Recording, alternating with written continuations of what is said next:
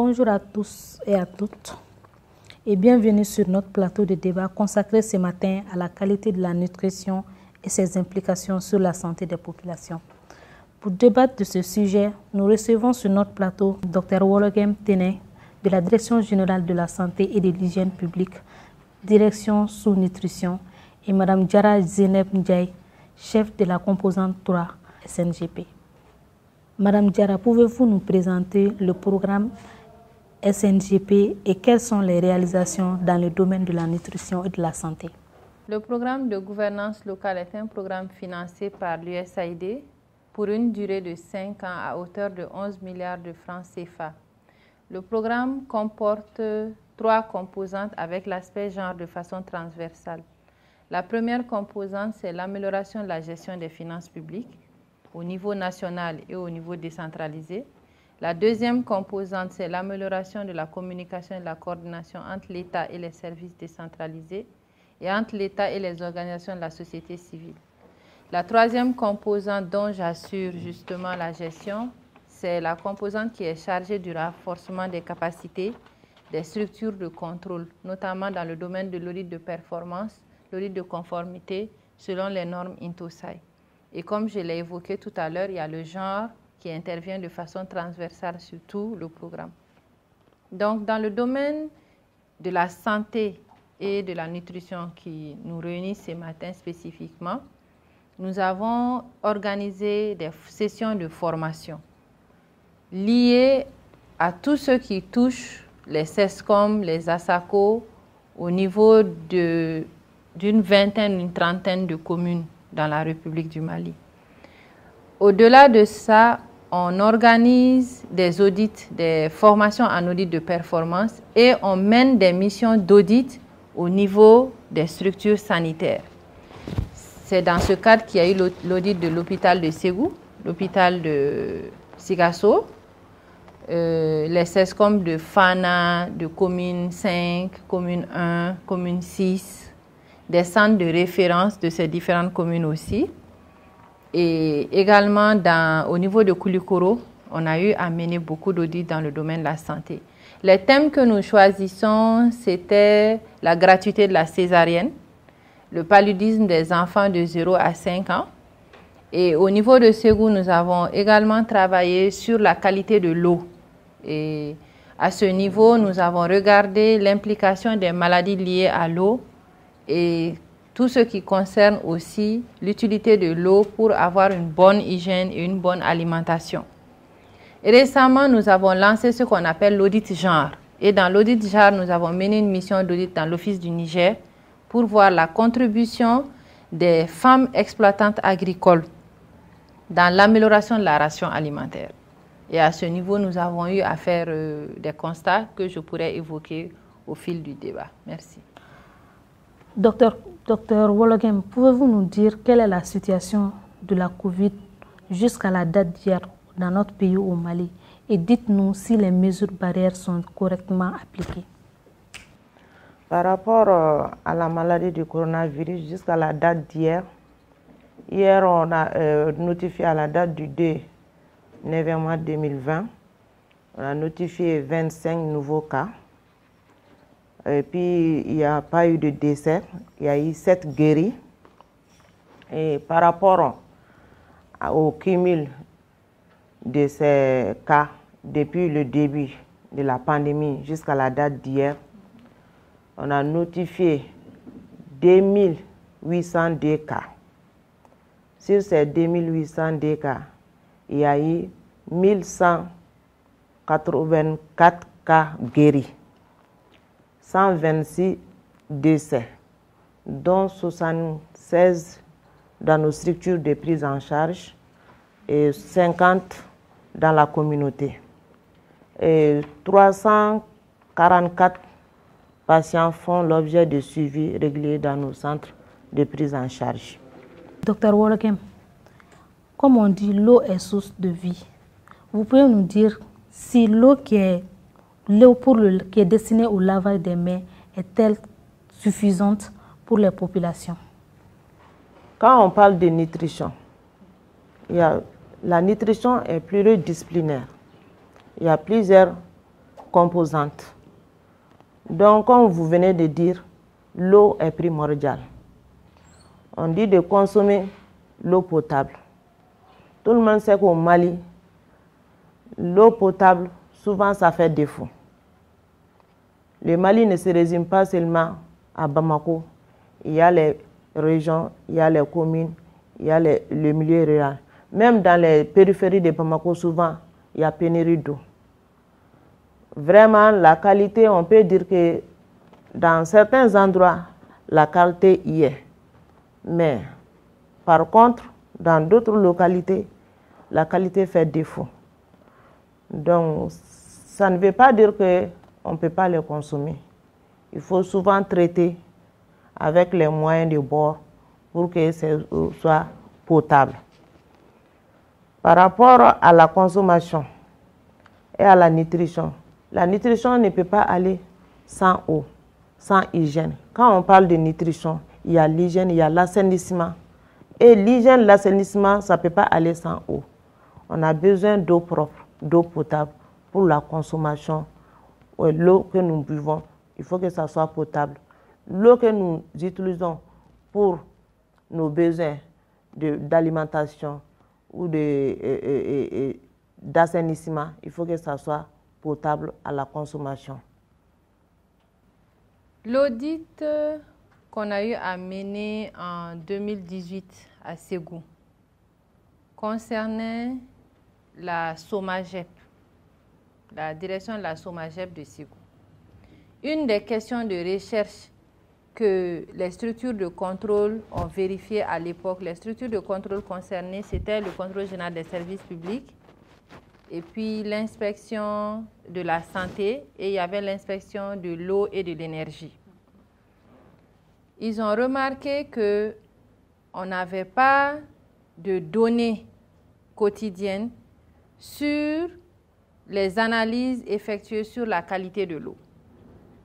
Donc, au niveau de Ségou, on fait les prélèvements, on envoie à Bamako, mais le retour de Bamako ne se faisait pas à la direction de la SOMAGEP de Ségou pour attester de la qualité. Par rapport à la quantité, l'Organisation mondiale de la santé préconise qu'un être humain a besoin de 25 litres d'eau par jour, en moyenne, en tenant compte évidemment des disparités géographiques et climatiques selon les différentes zones.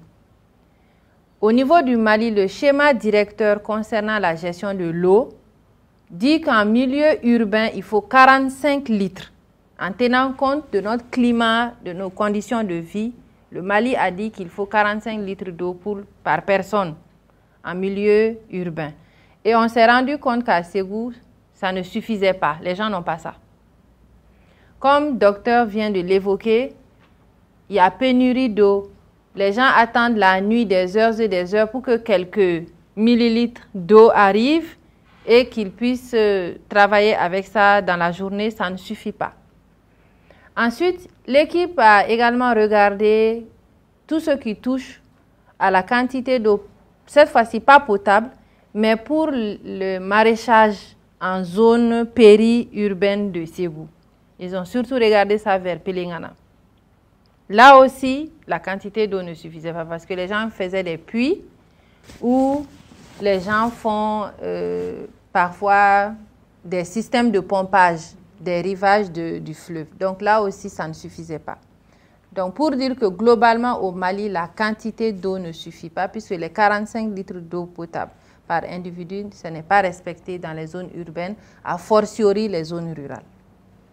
Docteur Wologem, nous avons constaté qu'avec la pandémie du Covid-19, ça a amené un ralentissement de l'activité économique. Et la situation sécuritaire qui prévaut dans notre pays peut être des facteurs de risque de famine pour les populations vulnérables. Pouvez-vous nous dire quelles sont les recommandations que vous avez formulées au niveau des autorités pour y pallier? Tout à fait. La pandémie de la Covid-19 a engendré beaucoup de problèmes, surtout sur le plan financier, sanitaire, sécuritaire. Vous le savez, notre pays comme la plupart des pays de la sous-région, ont des problèmes de sécurité alimentaire. Par rapport à la sécurité alimentaire, quand on parle de sécurité alimentaire, il faut que tout le monde, à tout moment, ait accès à une alimentation suffisante, à tout moment. Et la sécurité alimentaire est basée sur 4 piliers. Le premier pilier, c'est la disponibilité. Il faut que les aliments soient disponibles partout dans notre pays. De 2, il faut que cette disponibilité soit accessible aux populations, que ce soit l'accessibilité géographique, financière, comme la pandémie a engendré problèmes économiques, donc le pouvoir d'achat des populations a baissé. Donc, il faut que cet écart-là soit comblé. Il faut qu'il y ait l'accessibilité géographique, financière. Il faut le troisième palier, c'est l'utilisation. Il faut l'utilisation rationnelle de qualité de ces aliments. Le quatrième pilier, c'est la stabilité.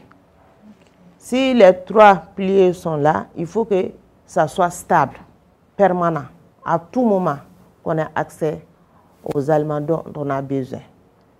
Donc, de ce fait, notre pays, surtout les régions du Nord, comme avec la crise sécuritaire, ils ont un problème d'accessibilité de ces aliments, de disponibilité.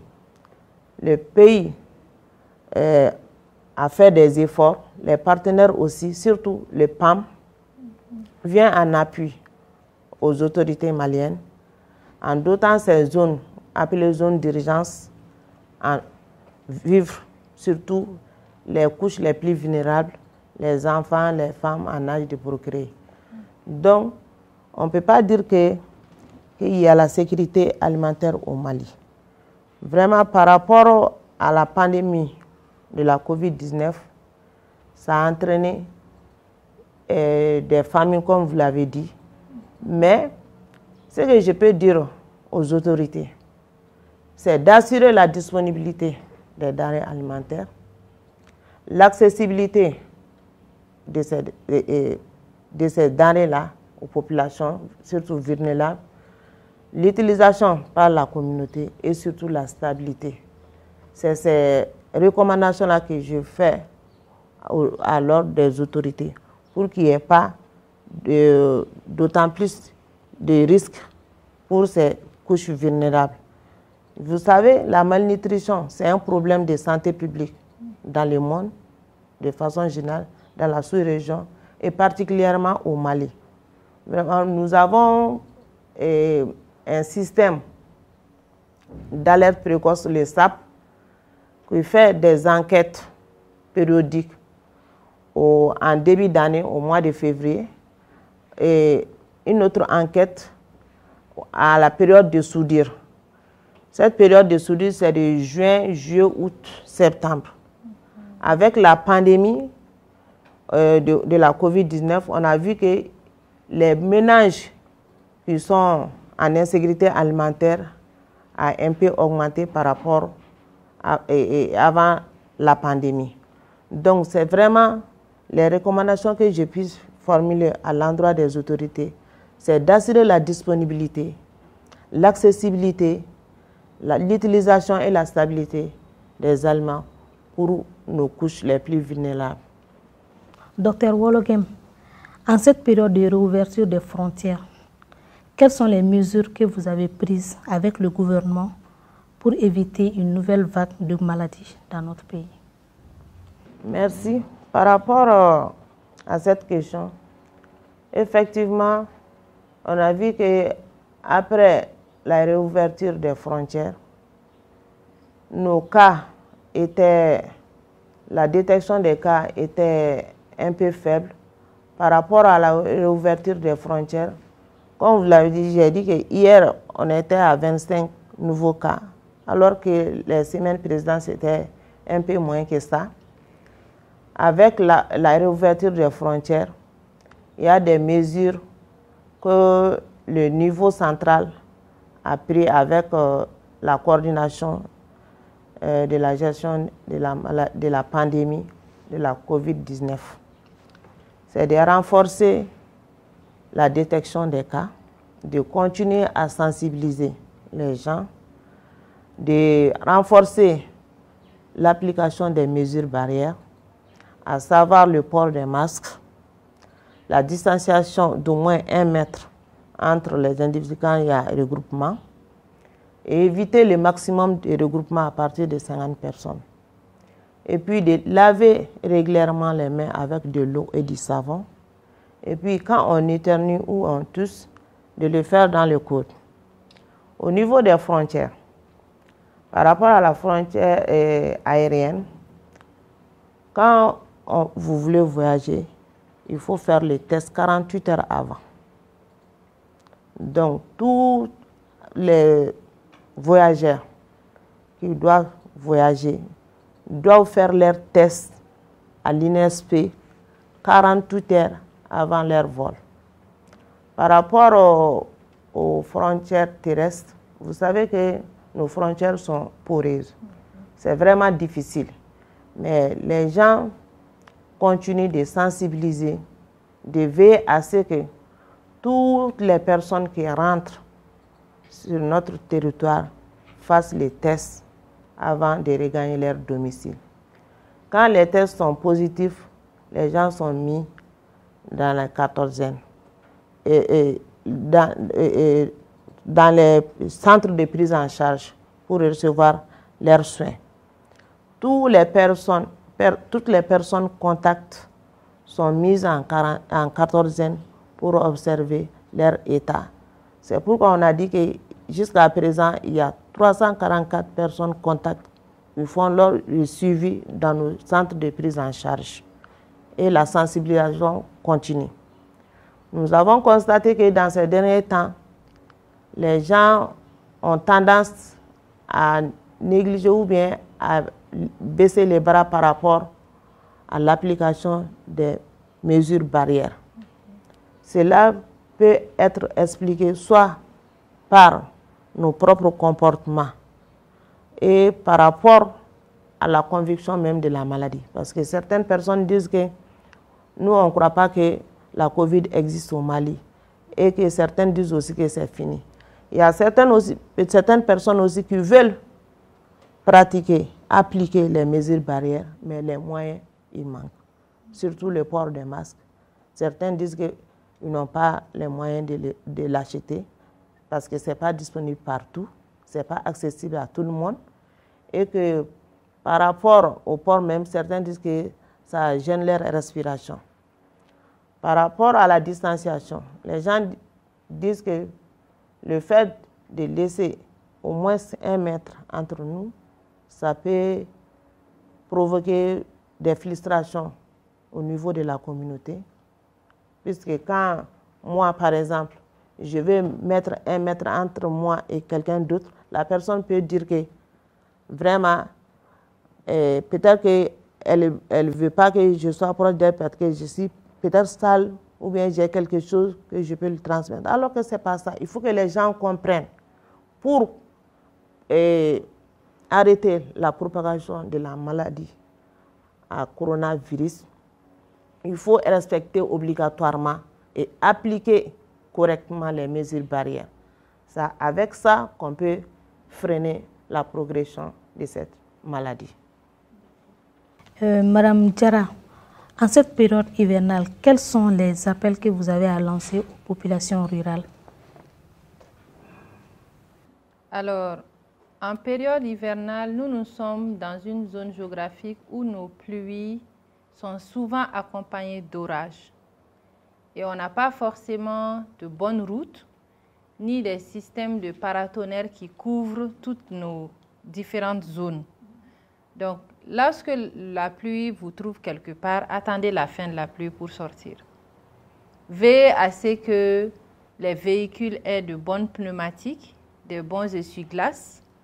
Et quand on arrive quelque part, si on ne connaît pas la situation de la route, surtout que malheureusement les routes se sont beaucoup dégradées ces temps-ci, pour ne pas avoir de surprises désagréables, tomber dans des trous, c'est plus simple d'attendre que l'eau quitte la chaussée afin que vous ayez une vue complète de là où vous allez rouler. Ça, c'est de façon globale à la population urbaine. Maintenant, par rapport à la population rurale, c'est la saison, disons, des cultures pour celle-ci. Mais il y a des risques d'inondation et des risques d'eau qui ravagent parfois les terrains. Donc, que les gens se mettent à l'abri et attendent les recommandations de la météo pour savoir quand est-ce qu'il faut aller dans les champs ou quand est-ce qu'il faut rester à l'abri en cas de pluie, surtout des pluies très fortes. Et enfin, aux autorités, d'abord d'aménager ou de faire de bonnes routes. Ensuite, personne n'a une mainmise sur la quantité d'eau qui peut arriver, mais au moins qu'on puisse mettre en place des systèmes de recueil d'eau. Dans des villes africaines, j'ai vu des aménagements de bassins à ciel ouvert qui collectent de l'eau. Donc, l'eau de la pluie reste, c'est-à-dire le fond c'est comme de grands fossés, mais on fait l'étanchéité de telle sorte que l'eau ne s'infiltre pas dans le sol et qu'il n'y ait pas de perte. Donc, ces grands bassins, en période de chaleur, puisqu'on évoquait plus tôt le problème d'accès à l'eau, que les quantités ne suffisent pas, ça, ce sont des quantités d'eau qu'on pourra traiter et donner à distribution aussi bien à la population urbaine que la population périurbaine et même dans les zones rurales où on pourra mettre ce genre de système en place. Donc, recueillir l'excès d'eau au lieu de laisser tout passer et puis après, les gens sont encore dans des ruptures. Donc, ça, ce sont les recommandations que je formule à l'endroit des autorités. Merci. Docteur Wologem, votre appel à l'endroit des populations rurales. Juste pour compléter, Mme Diarra, je vais m'appesantir surtout par rapport aux mères et aux enfants, de surveiller les enfants, de ne pas jouer dans les eaux de pluie, parce que ça peut entraîner des maladies diarrhéiques et puis affaiblir leur système immunitaire. Par rapport à la nutrition des enfants de moins de 5 ans, les maladies diarrhéiques font aggraver leur cas. Donc, avec cette période hivernale, je vais m'appesantir sur l'utilisation des aliments locaux. En cette période hivernale, il y a beaucoup d'aliments locaux. Il y a les fruits, les légumes qui sont vraiment à la portée des gens. D'utiliser ça dans leur alimentation pour diversifier et pour le complément d'aliments des enfants. Vous savez, les enfants, on parle de la promotion des aliments locaux et la promotion des bonnes pratiques alimentaires. Donc, un enfant qui naît, il faut que cet enfant soit mis précocement au sein pour qu'il bénéficie du premier lait. Ça permet de le protéger contre les maladies. Et ça crée un lien affectif entre la maman et l'enfant. Et à partir de 6 mois, l'enfant doit être allaité exclusivement jusqu'à 6 mois. À partir de 6 mois révolus, il faut qu'il y ait des compléments alimentaires. En cette période hivernale, il y a beaucoup d'aliments qu'on peut mettre à profit pour cette alimentation complémentaire. Donc, par rapport aux recommandations, je vais dire aux autorités de prendre les choses en main, de venir en aide aux populations, surtout en milieu rural, qui souffrent maintenant avec les innombrables inondations et puis les maladies qui accompagnent ces inondations. Donc, de mettre à disposition de nos populations, surtout vulnérables, les denrées alimentaires, que ça soit accessible, d'utilisation adéquate et puis que ça soit stable permanemment. Merci. Nous arrivons donc au terme de ce débat qui était centré aujourd'hui sur la qualité de la nutrition et ses implications sur la santé de la population. Nous remercions nos invités d'avoir répondu à notre invitation. Merci et à la prochaine.